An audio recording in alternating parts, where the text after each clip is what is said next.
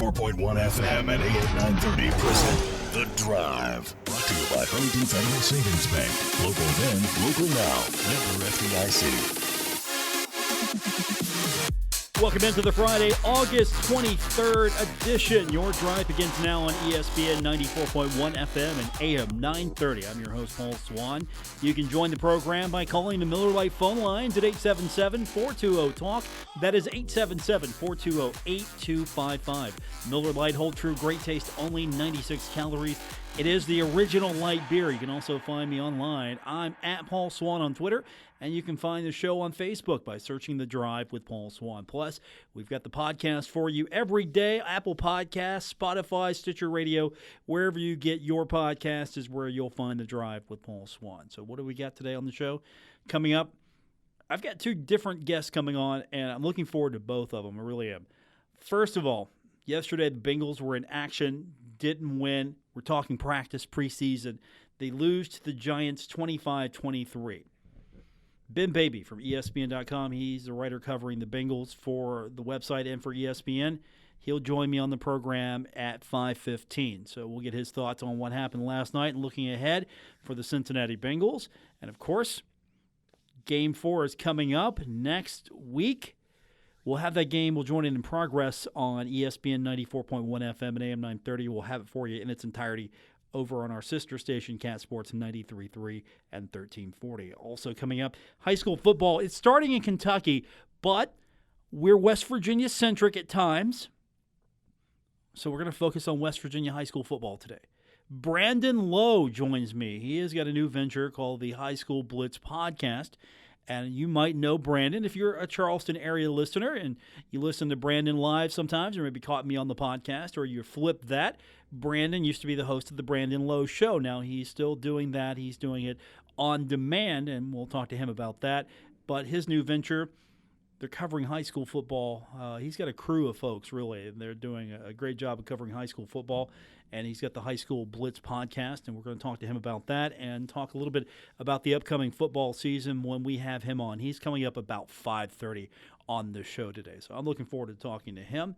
And, of course, as we mentioned, your phone calls, 877-420-TALK, 877-420-8255. Now, the only news for the Thundering Herd we've got to go over today is two things. One, yesterday, Paint the Capitol Green. From all indications I heard, it was a pretty good event. Of course, this is really just an opportunity for Marshall to be in the capital city. This is an event that will probably go on for a long time, yearly, gives the fan base an opportunity to interact with members of the Thundering Herd, the athletic department. Doc Holliday was there. So that's a big deal for the alumni and the fans in the Kanawha Valley and Charleston. So that went off pretty well yesterday from what I could tell. So that's that. Next week, we've got the Thundering Herd Pep Rally. That's going to be taking place at Pullman Square. That's Thursday. Looking forward to that. Thursday is going to be very busy with the Doc Holliday Show. That's coming up. Inside Herd Athletics with Mike Hamrick next Thursday as well. So you've got an explosion of things happening. So this is, I'm sure, your favorite time of the year. I'll still be here at 5 o'clock leading off. I'm the leadoff hitter for that lineup on Thursdays. I might actually go down there.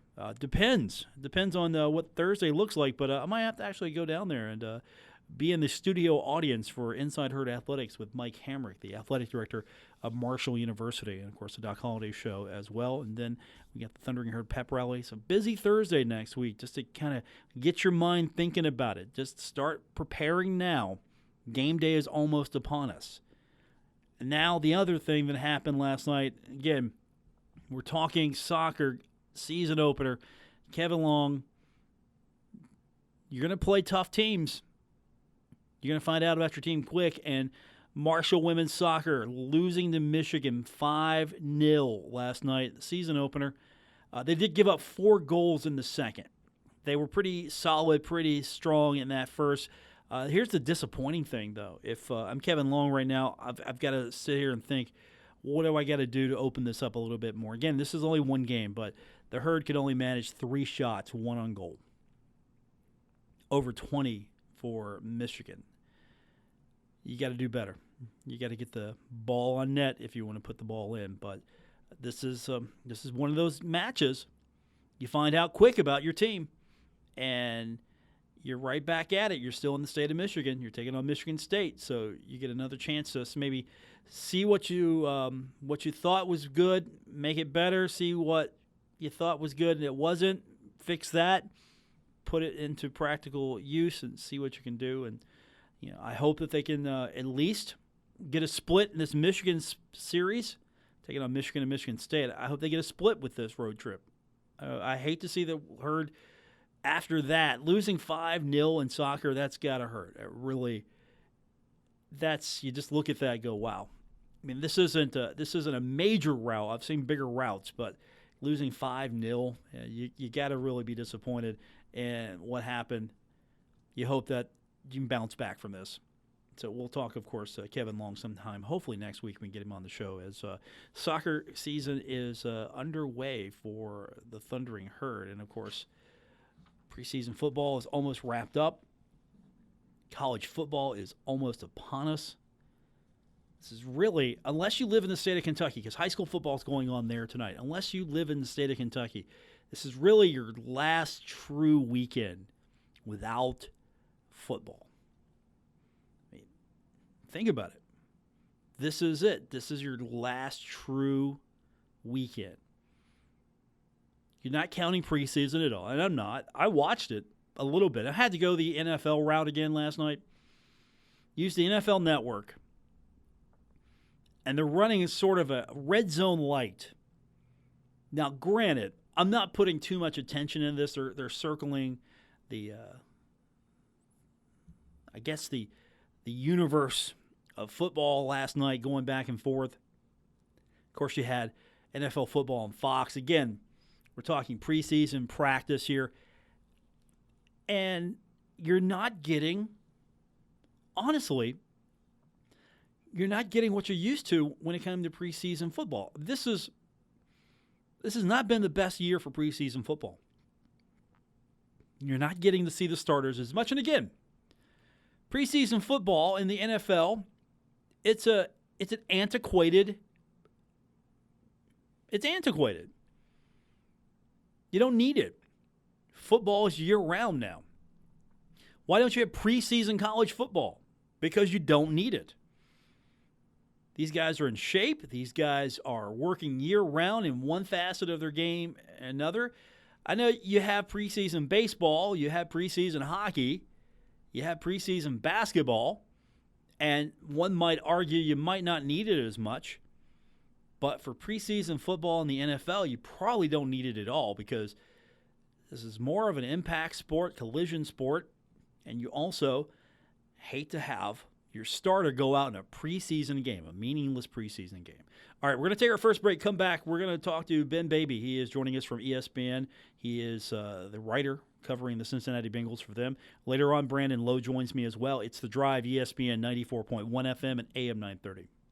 Up, Paul Swann has the wheel on The Drive, ESPN 94.1 FM and AM 930. Presented by Huntington Federal Savings Bank. Welcome back to today's edition of The Drive here on ESPN 94.1 FM and AM 930. Last night did not go the way I wanted it to go. The Giants beat the Bengals. Again, we're talking preseason, 25-23, and joining us now on the program, he covers the Cincinnati Bengals for ESPN. He is Ben Baby, and I'm excited to talk to you, Ben, because I know we're going to get into the Bengals, but I'm sure eventually we're probably going to talk a little Texas football, specifically North Texas, Marshall. I'm making that a rivalry. As you should. And first off, thanks for having me. I mean, that's been Marshall is, has that. It's a really good program. It has been for a long time, and North Texas has had some trouble with Marshall over the years, and so. Especially with the way the Mean Green are looking this year with one of the better quarterbacks in the country, Mason Fine. That's a fun game. I mean, there's a lot of fun games in Conference USA, so I'll talk about whatever you want. Let's go. I like it. I know you worked for the Denton Record Chronicle. Are you a North Texas guy, or did you just work in Denton? I graduated from North Texas in 2013. Saw a lot of bad football, so the people in Denton are getting really spoiled because North Texas, by and large, doesn't have a great track record in football. Mean Joe Green, I think everyone knows who that is. I think he's basically the cornerstone of the whole football program. But by and large, they've struggled. So what's going on right now under Seth Luttrell, it's really fascinating, and it's going to be interesting to see what happens with them moving forward. But no, like I said, there's a lot of fun teams in Conference USA, and I think that Marshall North Texas game could be a pretty decent one this year. Awesome. We'll talk about that here in a few minutes, but you were covering last night's game between the Giants and the Bengals, and you were pretty impressed reading your report afterwards. You were impressed with Ryan Finley. It looked like he got really everything he needed in to prove that he's the backup. Yeah, Ryan has definitely looked a lot better than I thought he would, to be quite honest. I saw him at the Gator Bowl last year when I worked at the Dallas Morning News and covered Texas A&M. And, to give, Ryan some, to give him the benefit of the doubt, he was playing without his top wide receiver, Calvin Harmon, who's now with the Redskins. And then his offensive coordinator took the head coaching job at App State. So he was kind of out on his own a little bit. And, when you have so many things happen in a bowl game, you may not look that great. And so he has been very solid so far. I think he has played his way into the number 2 position, and I think it made that spot very clear. I would expect the Bengals would probably, if I had to take a hunch, I think they'd keep 2 quarterbacks on the roster. It'd be Andy Dalton and Ryan Finley. And I think Finley definitely is not ready for, anyone who is saying that Finley needs to be the starter needs to definitely pump their brakes a little bit. You want to see what he can do when those windows get tighter and he's going up against the ones. And Andy has made some really nice throws. I think he's been up and down throughout camp and the preseason. But yesterday, that TD pass he had to C.J. Uzoma was phenomenal. And, Andy still has a lot to prove, especially with, his long-term future in Cincinnati in doubt. Does he have a little chip on his shoulder? Have you detected that yet, knowing that he's got a lot to prove this season? I asked him about that before we wrote about it, and he was like, he knows he knows the organization is aware of what he can do, and if you're someone who wants to excel at a high level, and a lot of these, if you're in the NFL, you're one of the best football players in the world, no matter where you are on the roster, and I think the mentality that you have to have is that, you can't go in preparing for a bad year, and Andy is well aware of that, and I don't think there's any nervousness on his part. I think he's just worried about preparing the best way that he can for the upcoming year, and I fully believe him. I think that's the way you have to be, because if you are stressed about, is this going to be the year, am I on the hot seat? You're just going to end up just faltering. So that's you got to be confident in what you do and how you approach things. And Andy has been in the game for a long time. This will be his 9th year in the league, and he's still, the numbers show that he is still one of the better quarterbacks. Over since the time he's been in the league, he's in the middle of the pack or a little higher in several key categories. And, it's not a bad place to be. I think when you look at preseason football, you see how many bad quarterbacks there are out there. And I think a lot of teams can do worse, and the Bengals could do a lot worse than Andy Dalton. It felt like he had to warm up a little bit. I know this is the whole point of preseason football, but it still felt like he had to warm up, and we got to, that third drive, and things were looking good, and I was really confident at that point that, okay, if that's the Andy Dalton we get all season long, I'm on board. Yeah, and you got to remember that this offense is going to look completely different whenever the regular season hits. Their offensive coordinator, Brian Callahan, who, is helping Zach Taylor mold the offense, he told me, we're not showing the tempo that we're going to be running. We don't want to put that on tape yet. And I think that's something that fans really have to keep in mind when looking at preseason ball. You're basically, it's better, honestly, to watch practice than it is to watch preseason football, because I think coaches know that, everything that they do in the preseason is going to be on tape. So what they're really going to try to implement, what they're really installing, a lot of that's going to be, done in practice. And in preseason basically is a chance, as you've seen by a lot of key guys getting rest, it's really just a chance to see what your other people on the roster are going to look like, and when you're making cuts, what they do and how they perform. I think that's really the biggest part of that evaluation. So, I think Andy and the rest of these starters, it's really hard to gauge where they're going to be at because of how the preseason is used by the coaching staff. But, I think you are right. Andy had, I think that whole offense just kind of got in rhythm by that third drive, and they got clicking. And Andy said if that's going to be the last drive, of the preseason, I'm glad we got to end it on a touchdown. What else did you see last night that you liked out of this team? I liked Rodney Anderson a lot. I've been I covered him in Texas when he was at Katy, where Andy Dalton went to high school as well. And, I think he's, if I remember correctly, I think he's been one of the more highly touted running backs out of the city of Houston, which is a phenomenal hotbed in the country. And so that's saying something. And Rodney, I think, had he not had the knee injury and some of the other stuff that happened in Oklahoma, I think he would have been a higher draft pick. I think the Bengals got a steal, and if he can look as good as he did yesterday, I think that's going to bode really well for the team moving forward. Cole Lawson, I thought, was really impressive. Had some great speed around the edge. He said he's been developing a speed rush, and I think the Bengals really need to have more guys that can pressure the quarterback. I don't think that just relying on Geno Atkins and maybe occasionally Carlos Dunlap and Sam Hubbard, I don't think that's going to be enough. I think with the questions around the secondary, you've got to get to the quarterback more. You've got to affect the quarterback more. And if Carl can be kind of follow up on the promising rookie year that he had before the ACL injury, I think he could be a really good player. I've always liked what he did. Even when he was at Auburn, I thought he was a little underrated. And I think that if he plays like he did last night, I think this is going to be a really good year for him. Ben Baby joining us, covering the Cincinnati Bengals for ESPN. And one thing that I was really concerned about, and Zach had a sort of a measured response to this yesterday, was the running game really didn't look strong. 16 rushing attempts and only 29 yards, if I wrote that down right. So they weren't really strong. Again, we preface this, both of us, by saying it's preseason. We're not going to see the full running attack. But any concern there that just really couldn't get off get the ball moving last night? Yeah, I think you should be. I think fans should be a little concerned because it has been such a theme throughout the preseason, and it's also worth pointing out that you don't have Joe Mixon out there. When I think that's a big game changer considering how talented Mixon is.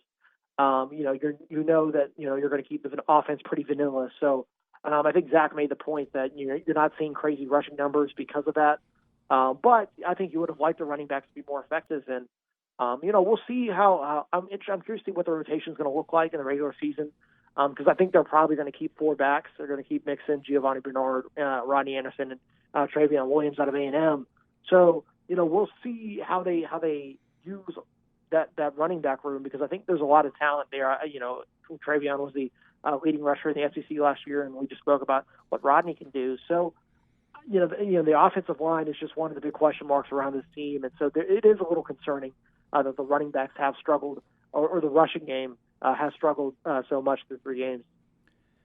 How would you value Zach Taylor? We're after 3 preseason games, and again, he's still undefeated in the regular season, which is the only thing that matters. But as far as how he's progressed from game 1 to game 3, this organization, what have you seen that you've liked and maybe have concerns about?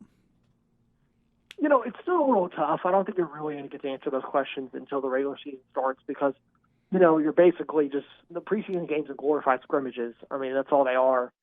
They're just, it's essentially just a practice against another team. And so you really can't tell what he's going to be like or what his game day coaching style is going to be like until you get to the season. A lot of the players have been they've really responded well to Zach. I think, having a younger guy who wants to make things a little more fun, who's going to say, hey, we want your bodies to be rested. We're not going to just run you into the ground. I think a lot of players respond to that now. And not just in football, I think across the board. I think that's kind of the coaching style that resonates with a lot of athletes today. And so I think Zach, being only 36, had his offensive coordinator 35. He's got, youth buried across the staff. I think that bodes well. And a lot of the players, Joe Mixon said, when a guy is going to, like Zach, is going to take care of me the way he has and keeping Joe fresh and ready, Joe said, I want to do everything I can for a coach like that. And it's not just Mixon who says that. It's Tyler Boyd. It's a lot of these players on the roster. So, they really respond well to him. And I think that's part of being a head coach is you got to win your team and have them believe in you. And right now, I think that's there. We'll see how that changes throughout the year because, this could be a very tough year. So, so far, I think Zach has passed all the tests that he needs to, but you're not going to really know until the regular season starts. Ben Baby's our guest, covering the Cincinnati Bengals for ESPN, and yesterday he was at the game. Giants beat the Bengals 25-23, and we didn't get to see the full offense out there long. This is what these are about. But usually by game 3, you think you're going to see more of the regular starters. You're going to see them out on the field more. And you're feeling that maybe Cincinnati's also jumping on the trend that these games are more for evaluating the new guys. We're not going to play our guys, as you mentioned, player rest. But it just feels like it's a trend now that you're not going to see your starters maybe until the start of the regular season, the way this is going right now, preseason. Yeah, I think that's really accurate. I think that's exactly what Cincinnati's doing. I think it is the league-wide trend, and they understand why teams are doing what they're doing in terms of resting starters. And you've got to think about it. I mean, training camp back in the day was a grind. It was 2-a-days. You're basically getting all the liquor and whatever else was in everyone's systems during the offseason, getting that out and getting them into game shape. And that's not really the case anymore. I mean, these guys train year-round. These guys are always in shape, always working on their game, never really away from the sport for an extended amount of time. So they're already there. Most of these guys are good to go. They study the offense and OTAs. Mini camp, it was fairly recent. So a lot of these guys I think the biggest question is, can they pick up everything schematically, especially when you get a new coach? I think that's really the biggest question. But other than that, other than installing new wrinkles and kind of what you want your players to do, I don't think there's anything on the field you need to see from them. And I think that's what Zach Taylor's approach has been for a lot of these guys. It's why Geno Atkins hasn't gotten a ton of snaps. Tyler Eifert hasn't been on the field a lot. Joe Mixon hasn't really been on the field. They know what they're getting out of their key players. It's the unknowns that these undrafted free agents and rookies who are fighting fighting for roster spots. That's who they really need to see. And so you want to make the most of your time during the preseason. And I think coaches are now starting to realize that because of the way athletes are today, and there's no need to really put them through the gauntlet during the preseason. It's really for everything else. He's Ben Baby. He covers the Cincinnati Bengals for ESPN. Are you coming to Huntington for the Conference USA Championship game as Marshall will host North Texas? Is that your plan long term? It's actually, I've never been to the state of West Virginia. I need to cross off a bucket list because I want to go to all 50. And so if that would be a very good reason for that to happen. I do want to see if I can make it to the Western Kentucky North Texas game if I'm free that Saturday and the Bengals are home. I haven't looked that far ahead, but I think it should be a good year. I'm excited to see what Neil Brown does at West Virginia. I think there's a lot of good things going on in that part of the state in terms of college football. So it's exciting. I'm excited to see what Marshall can do, and Conference USA. It just seems like it's up for grabs every year, and you just never know how it's going to shake out. And I think, given, if North Texas can handle things well, I think they could be definitely in the running for it. UTSA, I covered their quarterback, Frank Harris, and I like Frank Harris a lot. He was, when I worked in San Antonio, he was my all-area player of the year, and he beat out Texas A&M quarterback Kellen Mond, who I also like a lot too. And, there's a lot of games I'll be watching on Saturdays that I'll be caring about, and I'll be tuning in to see what happens at good old CUSA. What is North Texas doing that's getting them all of this attention? They are considered by some as maybe one of the next upcoming programs. Maybe this is the program that can get Conference USA to a point where they're competing for an Access Bowl. So what is it about the North Texas program, and what are they doing right? Is it just they're in Texas and they're seeing some success that's getting their attention, or is it something else? Well, it really is all about Seth Luttrell. I think, we've seen what bad head coaches look like at North Texas, and it's a very, very difficult place to win when you look at it because of how many other schools there are in the area, the lack of affiliation with the Power 5 conference, the fact that, like I said, athletics football hasn't been a strong suit of the program for, 80, 90 years. So it's not just like it's been 20. This program's been around since the beginning of the 20th century. So, Seth Luttrell has come in. He's done a really good job. I think that's why his name was thrown around a lot for jobs last year. I think whenever the right job opens up, I think he'll end up making the leap to a Power 5 gig. But right now he's got a really good program rolling. He discovered Mason Fine, and when nobody was looking at him and thought he was too short, and now Fine has been one of the best quarterbacks in the country. And if he can stay healthy, he has a chance to put up numbers that'll put him in the Heisman conversation. And I don't think that's hyperbole.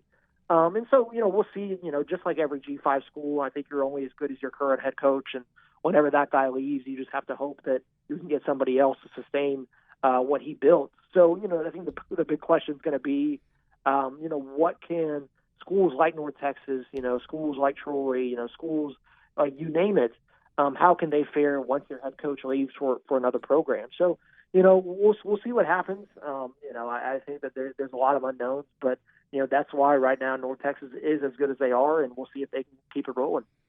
I still remember that 38-21 beatdown that they gave Marshall. So I'm just saying. Listen, the Mean Green have been on very many of those beatings. I believe that they lost 66-7 to Portland State as recently as 2015. So we will always have the worst loss ever to an FCS school. I think that record's going to stand for a very long time. Yeah, I do as well. And, of course, my introduction to North Texas football was in November of 1988, a 7-0 epic battle in Huntington, a cold day in the 1AA playoffs. So it's kind of fun to see where both these teams have come since that day. No doubt. It's a testament to both those programs, and the fact that they've stayed up at FBS this long is also that's where you're at with both of those schools. The fact that they've stayed up that long is a sign of something good. So it's an exciting time to be a fan of both those programs. Ben Baby is our guest. He covers the Bengals for ESPN. We might drop in on him now and then and talk a little North Texas as well. Ben, thanks for coming on. Been really enjoying reading what you've got. Your Twitter feed is great for game day, and if anyone wants to follow you, it's Ben_Baby on Twitter, and you're going to be covering the Bengals all season long. Looking forward to it, my man. Yeah, thanks. Love to be back on. Good talking to you. That's Ben Baby. He covers the Bengals for ESPN. When we come back from break, we're going to turn our attention to high school football. Brandon Lowe is going to join me next. He is the host of the High School Blitz Podcast. It's a new podcast in the state of the West Virginias. That's right. And, of course, you might know Brandon from his hosting duties for the Brandon Lowe Show. Brandon was on at the same time I was, so you'd have to listen to his show if you're in Charleston and then get my podcast. Or if you're in Huntington, you listen to me live and you would get his podcast. We need to schedule that better. We'll work on it when we continue with today's edition of The Drive here on ESPN 94.1 FM and AM 930. Education Associate. This is The Drive with Paul Swann on ESPN 94.1 FM and AM 930. Presented by Huntington Federal Savings Bank. Welcome back to the Friday, August 23rd edition. The Drive continues on ESPN 94.1 FM and AM 930. Here in a few minutes, we hope to be joined by Brandon Lowe, host of the High School Blitz Podcast. It is the newest and latest podcast covering high school football in the state of West Virginia. Everybody's got a podcast these days.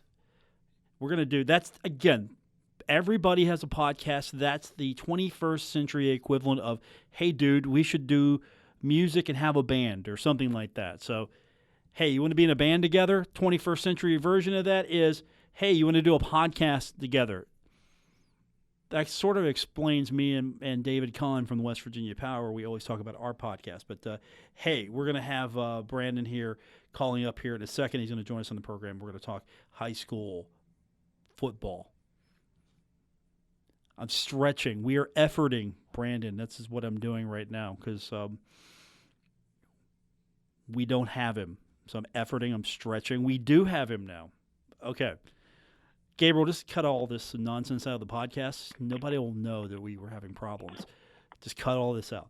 Joining us on the program now, he is the host of the High School Blitz, also the Brandon Lowe Show, and he's the only guy that I'd have to go listen to because it was like, hey, did you hear what Brandon had on his show today? And I'm sure he got some of the same things from other people. Hey, do you hear Swann had on today? Because we're on the same time, dude, man. I mean, finally, we got our schedules where we can listen to each other. Yeah, that's for sure. I was going to ask you if you wanted to join my team. I'm no longer a part of terrestrial radio, but appreciate you having me on your show, and I don't know what's on with the connection, but glad to be on here. It was funny. I asked him a question today. I said, hey, who are you focusing on in the podcast? And he's like, hey, I got this guy. If you want to come on. I'm like, no, dude, I want you to come on my show. Come on. It was funny, but it's taken off. You've started this a few weeks ago. Your goal is to cover all of high school football in the state of West Virginia. and do it in the same way that you covered Marshall and West Virginia and the Kanawha Valley for years on the Brandon Lowe Show. So, yeah, talk a little bit about this. It's bi-weekly, weekly. You're going to be pretty busy here in the next few days. Yeah, especially when South Charleston football starts up, get some color commentary for that as well. But yeah, it's just it's every Thursday. It's 7 o'clock. We drop on iTunes, Google Play, and Spotify, and it's on 7 other streaming platforms as well. We picked up a couple sponsors, which is great. Always good to support local businesses that are there to support high school football and athletics as well. So yeah, we just dropped the 3rd episode. Ryan Fritt and Ryan, of course, has wrote some stuff for the Gazette Mail for over 10 years, and he just does a phenomenal job. We actually grew up together and kind of interesting. We're both in the media, and so we partnered up, and we're just trying to cover the entire state, give everybody kind of a different outlook, and really just do the best job we can as far as covering high school football. So 7 o'clock on Thursdays we drop them, and then I usually put them up again on Friday morning just to get you ready for Friday Night Lights once high school football kicks off. Now, you're also doing your show. You're doing it Mondays and Fridays now, and that's going to be direct only on podcast availability as well. But between these two, you're going to have everything pretty much covered for fans, and not just the Kanawha Valley, but now the entire state of West Virginia when it comes to high school football. Yeah, Brandon Lowe's show, which was on the Fox Sports show there in Charleston. Now we moved it over to just strictly podcast stream. But yeah, that covers Mountaineer football, Marshall football, and basketball. Just a little bit of everything. We talked some NFL a little bit, and we've had a ton of guests. Randy Moss, the governor, Jimbo Fisher. We've had it's kind of a wide range of guests. It's a variety of coverage there on the Brandon Lowe Show, and kind of just split them up a little bit because the Brandon Lowe Show was high school football and all the other stuff I just mentioned, but now we kind of split them up in 2 different shows. What's been the reaction so far? Because everybody's got a podcast. As I was joking, it's sort of the 21st century equivalent of, hey, you want to be in a band with me? It really is. I think the one chick from Team Mom even has a podcast. So you don't necessarily have to be a radio professional, I guess, but as long as you can get the equipment there. And it's great. I'm my own boss, but, it's fun. And I didn't really have anybody telling me about content when I was affiliated with terrestrial radio, but now I'm strictly my own boss, and it's just it's fun to do the thing and kind of just be relaxed there in my house and turn my office there into a studio. But yeah, it's a lot of fun for sure. So let's get down to the nitty gritty. You've got high school football starting in earnest next week. Are we just going to go ahead and put the stamps on the trophy, send that trophy up to Martinsburg, and just call it off? Yeah, I mean, Class AAA, it's kind of hard to root against a team like in Martinsburg, but I really am rooting for the Timberwolves there in Spring Valley. I was rooting for them last year, but unfortunately, again, it's just too much Martinsburg for everybody in the state.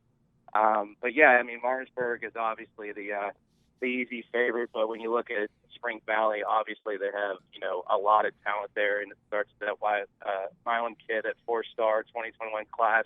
Offensive tackle. I think he's ranked 39th in the country as far as his position is concerned by rivals. So you got the center kid, Hutchinson, 3-year starter there, and it's just Nate Ellis, a quarterback. Everybody kind of forgot about him being 10-0 as a quarterback just because of the system they ran last year. I'm just really high up on Spring Valley, though. I also think it's just going to be a rematch there. We did some early predictions this past week, and we both agreed, Ryan and I, that it's going to be Martinsburg and Spring Valley playing for the state title again.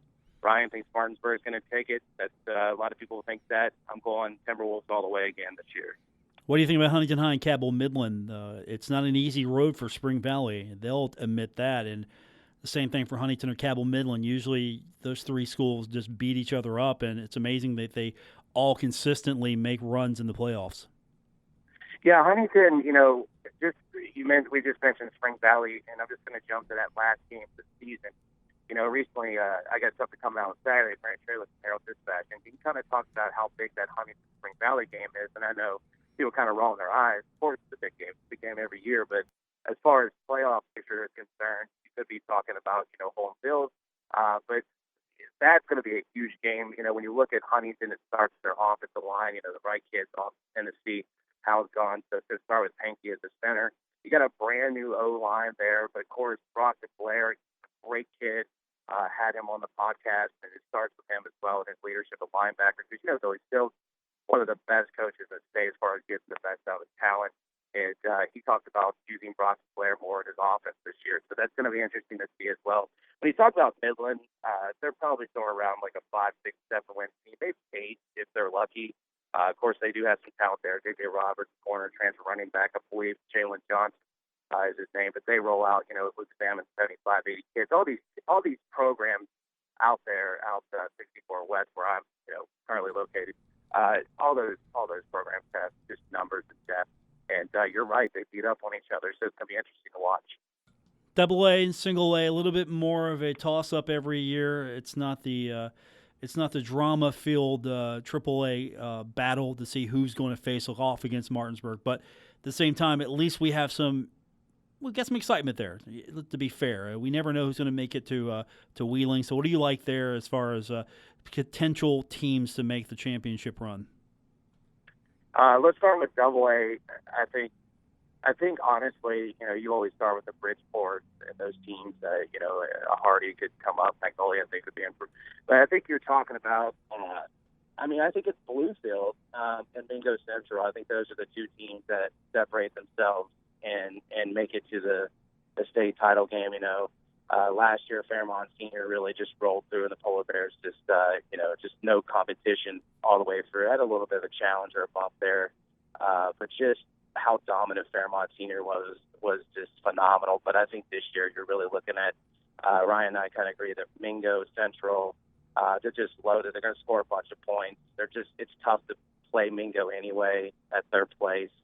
And they're just gonna roll, I think. And then you look at Bluefield, all the talent they have there, Division I products all across the board. It's just phenomenal what Bluefield's been able to do.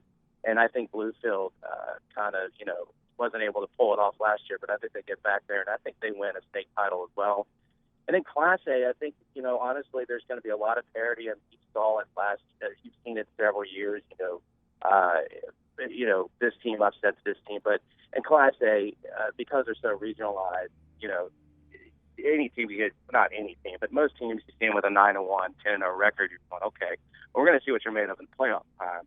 And you certainly see that, and the teams start to separate themselves. And certainly Wheeling Central was that team last year. And then, they just came out essentially nowhere. Ryan actually educated, me on this Wheeling Central team, and they're a team that was very young when they made that first run. And they just continue to roll, and I think they also continue to roll this year as well in Class A. So you mentioned you're going to be pretty busy come next Friday. You want to talk a little bit about that? Because I'm a nut for listening to play-by-play on a Friday night. Yeah, Jack Lither is actually their play-by-play. I'll just call her. We're going to South Charleston and Donnie Mays and Bryce Castro and those guys. I can't think of enough for asking me to do some color commentary for the Black Eagles this year. We're going to do home and road games both with video productions. Butch Mounts does a great job there. And, we're going to stream it there on Facebook, and it's going to have all kinds of cool stuff. We're actually going to be recording a coach's show on Sundays. So you have kind of a pregame coach's show. We're trying to make this thing sort of like what you would watch, like a Mountaineer or Marshall game. You would see the coach's show beforehand and see some things before the game, and then you get all the action. And of course, South Charleston's going to take on GW Thursday night, two rivals, and it should make for a really good atmosphere. It should make for a really good football game. Make sure you download the podcast before Friday. It's the Brandon Lowe Show or the High School Blitz Podcast. Man, hey, I'm glad we could do this finally. I know it was kind of hard with us being on the air at the same time to make this happen, but we finally got it. We finally got it to go. Yeah, and Paul, I appreciate you, man. I love your show as well, and you do a phenomenal job. And I just appreciate the opportunity to come on and talk some high school football with you. Hey, this won't be the last time. Don't forget, I like bringing people back. Yeah, you know how hard it is to plan one of these things every day. Yeah, it's funny when you said, I got to guess, maybe this time I'll probably book you around this time. I go, okay, that sounds like me when I was on the terrestrial radio thing. So, yeah, totally understand, man. I appreciate you. Yeah, totally. I mean, I had to, you haven't listened to the show yet. The guy I had before on, his name's Ben Baby. He's a ESPN writer for covering the Bengals. Yeah. He's also a North Texas guy. Yeah, Well, I feel bad for him. Because, I was nice to him this time. We're talking Bengals, but hey, get a little closer to the season. Herd, North Texas, yeah, it's going to change. That's right. And, Marshall's primed for a really good season this year as all the hype. And I'm not big on those preseason media polls, but they certainly deserve it with all the talent they got, especially starting with that offensive line. And Levi Brown is wrecking things there with Isaiah Green, who has certainly become kind of a film nut there. And I think with those running backs behind Isaiah Green, all the talent around him on offense, and that defense looks hungry, I think the Herd could have a really good season for sure, and could live up to expectations. I think they should win the East Division for sure. Brandon Lowe, our guest, the High School Blitz Podcast, available now on Apple Podcasts, Spotify, or wherever you get your podcast. Thanks, man. We'll do this again soon. Thanks, Paul. Appreciate you, man. Brandon Lowe. We'll come back and wrap it up. It's The Drive, ESPN 94.1 FM and AM 930. You're listening to The Drive with Paul Swann on ESPN 94.1 FM and AM 930. Don't forget, you can download our podcast if you missed any part of the program by going to Apple Podcasts, Spotify, Stitcher Radio. There's a whole bunch of podcast providers I've never even heard of until we started uploading the show, and it's there too. So if you're looking for the show, you miss any part of it, you can download it anytime. And you can also follow me on Twitter at Paul Swann. You can find me on Facebook by following The Drive with Paul Swann. Or you can just do it the old-fashioned way. You can listen to us right here every weekday on ESPN 94.1 FM and AM 930, the old-fashioned way. That's going to do it for this edition of the show. We made it. We made it. Back tomorrow. Sometime on the podcast, maybe. Because we got a lot of stuff we want to get to that we didn't get to today. So maybe back tomorrow on the podcast. If not, definitely on Monday, we'll be at the Union Pub and Grill. I want to thank my guest today, Ben Baby, joining us from ESPN.com. He is the writer covering for the Cincinnati Bengals. Also, Brandon Lowe, High School Blitz Podcast, for our producer, Gabriel Sellards. You were worried there for a second, Gabriel, that you'd have to actually come in on a Saturday and work next Saturday.